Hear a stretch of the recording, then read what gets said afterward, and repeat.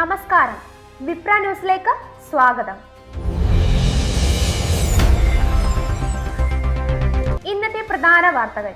കേരള തീരത്ത് അപകടത്തിൽപ്പെട്ട MSC Elsa 3 കപ്പൽ ഉടമകളായ മെഡിറ്ററേനിയൻ ഷിപ്പിംഗ് കമ്പനി 1227.62 കോടി രൂപ ബാങ്ക് ഗ്യാരണ്ടിയായി കേരള ഹൈക്കോടതിയിൽ കെട്ടിവെച്ചു.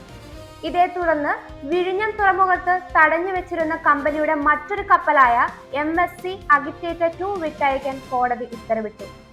കപ്പൽ മുങ്ങിയതിനെ തുടർന്നുണ്ടായ പാരിസ്ഥിതിക ആഘാതത്തിനും മത്സ്യത്തൊഴിലാളികൾക്കുണ്ടായ നഷ്ടത്തിനും നഷ്ടപരിഹാരം ഉറപ്പാക്കാനാണ് കോടതി ഈ തുക ആവശ്യപ്പെട്ടത്. തൃശൂർ കുന്നംകുളത്ത് ബൈക്ക് വൈദ്യുതി പോസ്റ്റിലിടിച്ച് 2 യുവാക്കൾക്ക് ദാരുണാന്ത്യം.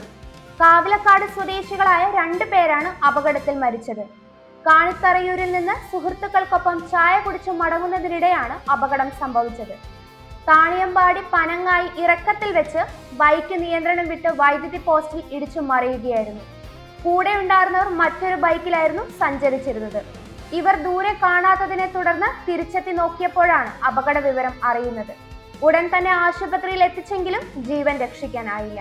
ആലപ്പുഴ ജില്ലയിൽ ആശങ്ക വർദ്ധിപ്പിച്ചുകൊണ്ട് 4 പഞ്ചായത്തുകളിൽ കൂടി പക്ഷിപ്പനി സ്ഥിരീകരിച്ചു. ഇതേ തുടർന്ന് കടുത്ത നിയന്ത്രണങ്ങളാണ് ജില്ലാ ഭരണകൂടം ഏർപ്പെടുത്തിയിരിക്കുന്നത്.